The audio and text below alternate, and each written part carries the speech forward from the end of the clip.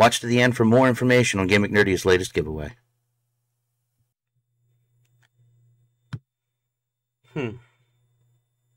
Very interesting.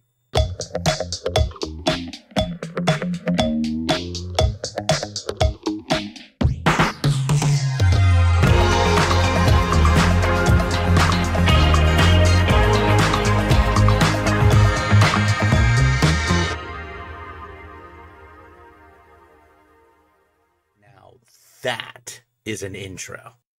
Y'all talk about Tyler Maine's autograph like I ain't got none. What, you think I sold them all? Stupid. Welcome to another day. I don't care. I don't care. I'm leaving it in. It made me laugh. I don't care. I'm leaving it in. Welcome to Ham's Gonna Watch a Movie either for the first time or another time, depending upon the circumstances. This is the only show where Ham reviews movies. Well, I quit.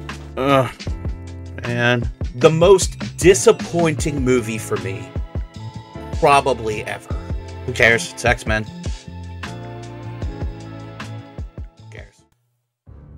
Hey everybody! We got IT! Hey! What's that guy? It's weird because you're pointing towards the Discord chat in I'm my recording screen. my screen. Not your screen. It's okay. Now, you didn't see the movie. It's 2000. Did it come out before you were born? I was in the generation of like the Tobey Toby. Maguire, first Spider-Man kind of the introduction. Yeah, Mm-hmm. that was my generation. Did you ever read X-Men comics? No, the only comics that I have read have been the ones that you provided me, Superman. But everybody knows Wolverine. Everybody knows Wolverine. X-Men 2000. Hugh Jackman's big break. The movie took 3 years to plan, broke records in the theater, then ruined my expectations for what is possible for an X-Men movie. One thing to know about Ham is Ham loves X-Men. Ham is sad without X-Men. This is not what I wanted. With that said, people seem to really enjoy it, or at least look fondly back upon it. The reviews may have been mixed for the sequels, the prequels, the spin-offs. Financially, just a big pile of success. So people may feel nostalgic for it. Will I? Probably not. No. Evolution. It's a comic book movie, so let's not get all carried away in the first 20 seconds. Basically, people are becoming special. Movie 2 opens in a very dark historical period.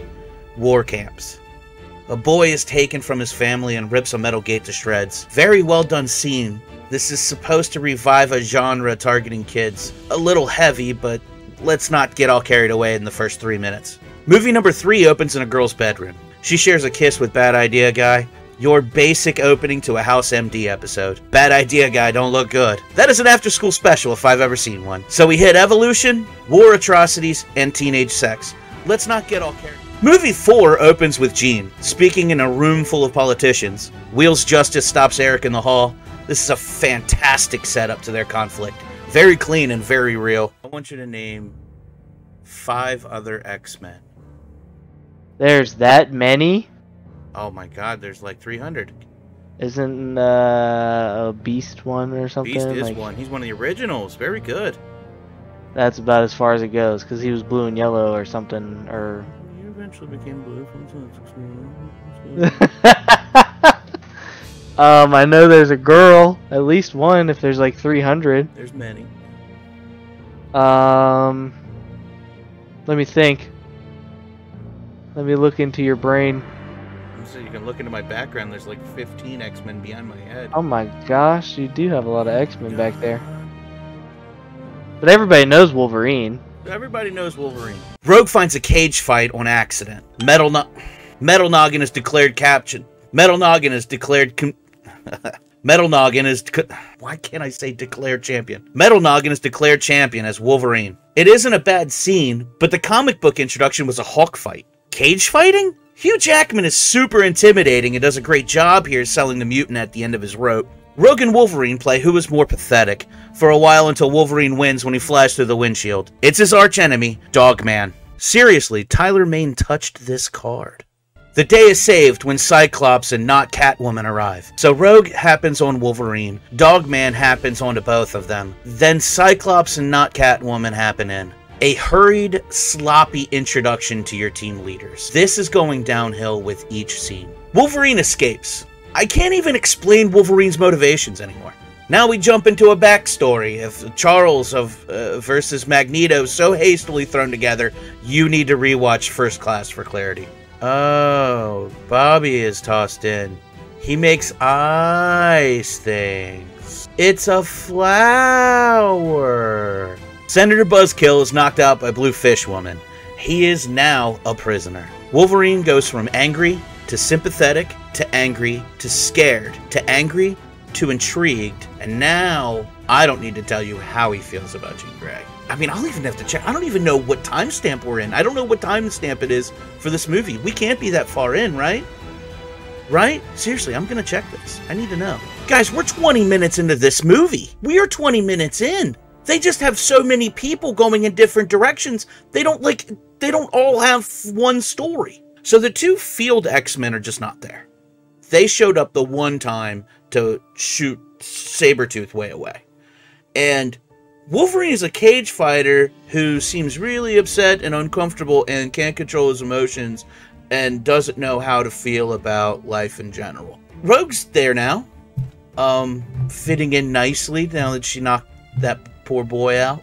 And the senator got picked up because Magneto hates politicians, and Mystique is covered in scales. She's covered in scales. I guess my point is, I don't know from the feel of the movie what the point is.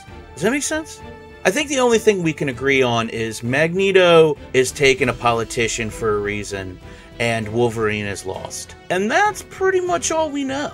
Magneto announces the Brotherhood of Mutants, as Senator Buzzkill realizes his day's about to get really bad. Magneto's time machine fails, and I guess we aren't really supposed to know what's happening yet.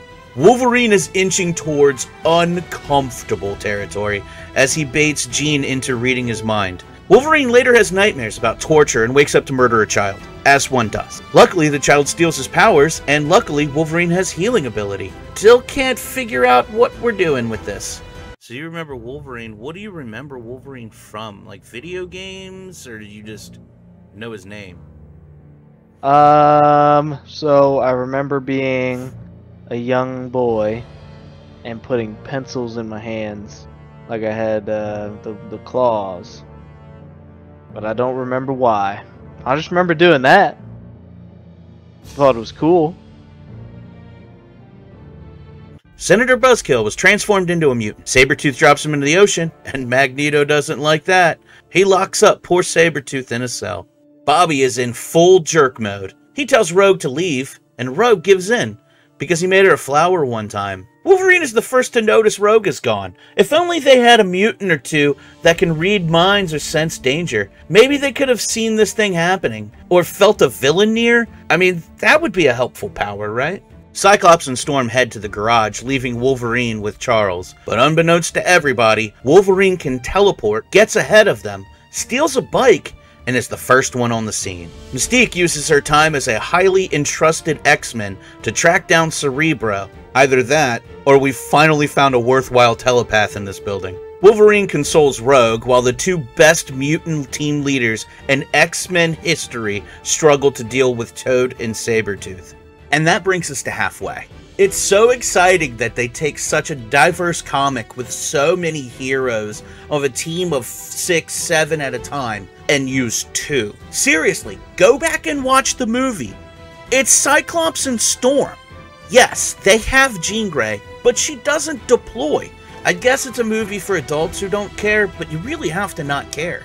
So for me who cares, I'm gonna stop rambling. This is going for a really long time. Sorry. Now the latest trailer from K-ROM Studios.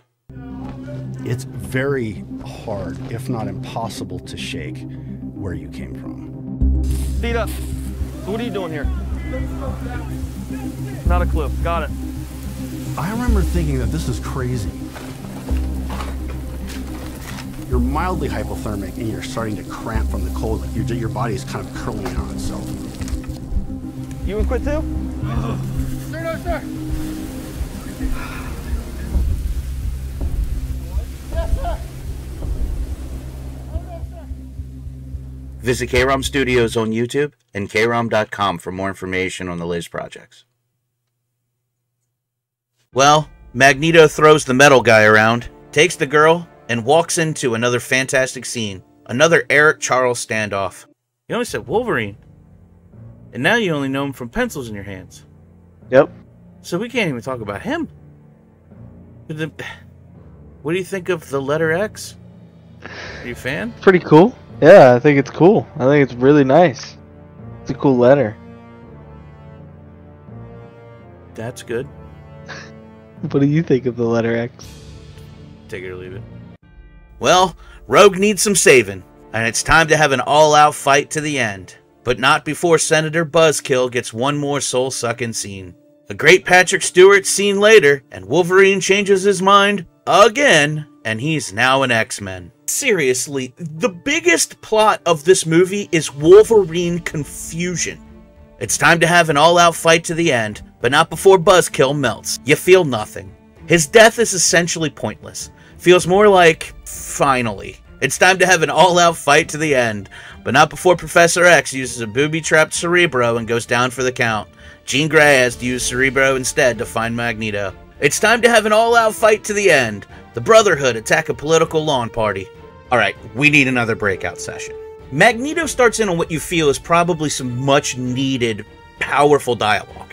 But it's wasted on his total lack of compassion for mutants. He knows that he's about to murder Rogue to try to kill off these politicians, or turn them into mutants, or whatever. He should be agonizing over the fact that he needs to take a fellow mutant's life to further his cause. This Magneto is just, I don't know, inconsistent, I guess? Wow, a Wolverine yellow spandex joke gets thrown in for what feels like the first reference to an actual comic book. So your teams heading into the battle is Cyclops, Storm, Jean, and Wolverine. They are going up against Mystique, Sabretooth, Toad, and Magneto. A classic showdown for sure.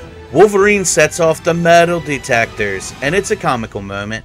Finally, a joke that actually lands. This team is immediately separated as Wolverine fights himself. Toad proves too much for the X-Men leader Storm and Omega-level mutant Jean Grey. Uh-oh. Turns out that bogus Wolverine is actually Mystique. The action is really broken up in a really lame way. Finally, we get the Storm we want, and she is wasted on Toad. You know what happens to... I'm not even going to say it. I'm not even going to say it. You know what happens to a Toad when it's... I'm serious. I'm not going to say it. Wolverine murders Mystique. Another Cyclops Wolverine one-liner, and we are off. Magneto immediately locks up the team to ensure the lack of action comes to a dead stop. Wolverine gets free and gets tossed off the Statue of Liberty by Sabretooth. After another weak fight, Cyclops and Jean Grey are able to blast Sabretooth out. They go on a our powers combined plan to get Wolverine closer to Magneto. He spoils the party and saves Rogue, but it's too late, and then it isn't. The score is nice. It really sets a disappointed tone nicely. Everyone made it back to the mansion. Wolverine is set out to find his past. Mystique plays the dead Buzzkill to end the Registration Act. Charles plays chess with Eric in a final scene. It's another fantastic scene. The end. Mystique would later go on to lead the X-Men. Alright, It's in the alphabet. did you see Mystique in this movie? Just Google Mystique X-Men 2000 real quick. I want you to look at her. Oh boy. I want you to explain to me what they were thinking when they did this. Yeah. Oh my god. Yeah. So look at her there. Is she now- wearing clothes? Now I want you to look up Mystique Comics. Just Mystique Comics. Oh. See how she looks blue with the white, right? Blue with Yeah, the with white. the white. Yeah, with the white in the movie.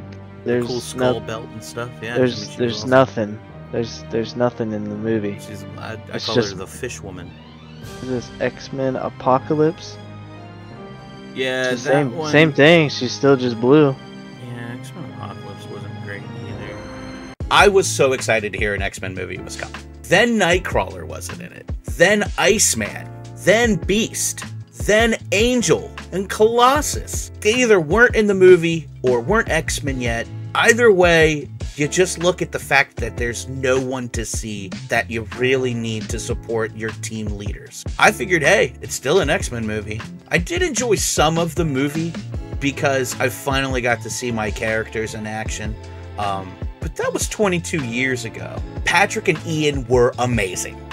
Every bit of dialogue between the two of them was great. They really set the tone for what could be a great franchise. Unfortunately, nothing in this movie is particularly memorable. I think if you really go back and think about moments from 1, 2, and 3, I think you only talk about 2. Wolverine really just got beat up 3 times. He still struggles in the only mutant battle that he actually won. And he won thanks to a villain misstep. Storm and Cyclops are weak and nowhere near ready to run the X-Men. Rogue wasn't even the same character from the comics. Mystique looks like a weird fish woman covered in scales. It's weird. As an X-Men fan, I am thoroughly disappointed in how terribly this holds up. X-Men are known for teamwork, organization, and leadership. This showed none of that. Magneto was 100% dedicated to the lives of mutants, unless they were ones he wanted to murder. It just didn't fit the character that it seemed like they wanted to set up from that first scene. I don't want to watch it again. I'll give it a D+.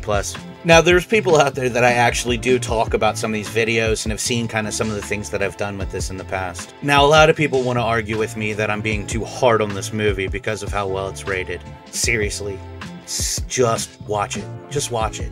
Just watch it and try to describe in words what happens. Anyway, guys, thanks for watching. Seriously, thank you so much. I really appreciate all the people jumping in and really taking a look at these. I really appreciate it, and I appreciate all the feedback. It's been really great.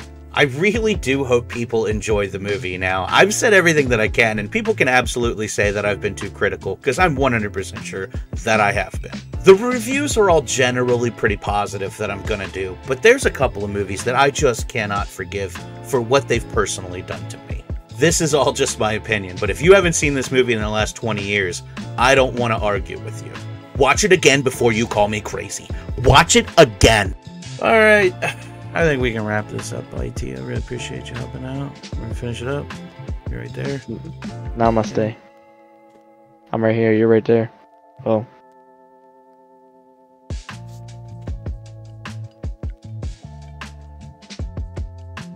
Thank you all for watching. I'm Ham. Enjoy the movie, and have a great day.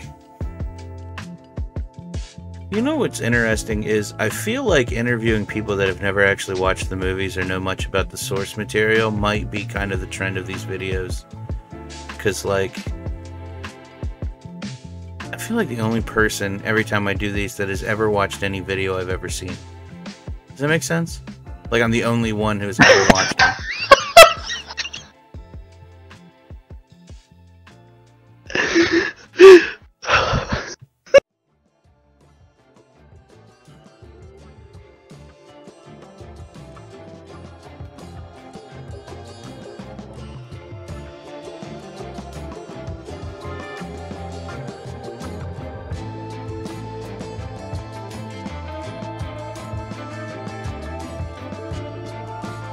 Giving away gift cards for video games and consoles and things like that. So there will be plenty to give away. There's plenty of fun to be had, and please continue checking in with Gamic Nerdia. Have a great day.